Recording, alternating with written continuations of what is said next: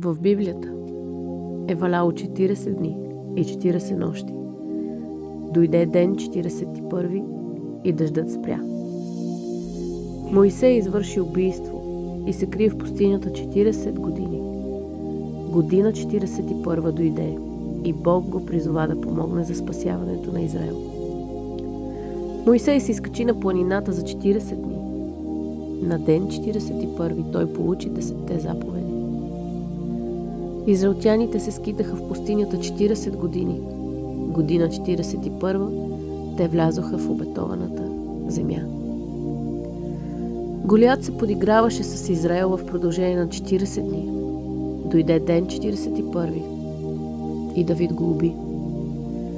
Йона проповядва послание за покаяние на Ниневия в продължение на 40 дни. На ден 41 Бог спря плана си да ги унищожи. Исус постеше и беше изкушаван в продължение на 40 дни. Ден 41 и дяволът избяга.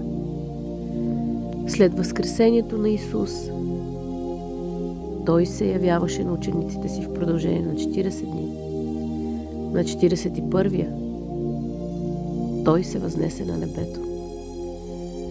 Всичко това е да кажа на някой: не се отказвай. Дъждът ще спре, гигантът ще падне и ти ще влезеш в своята обетована земя.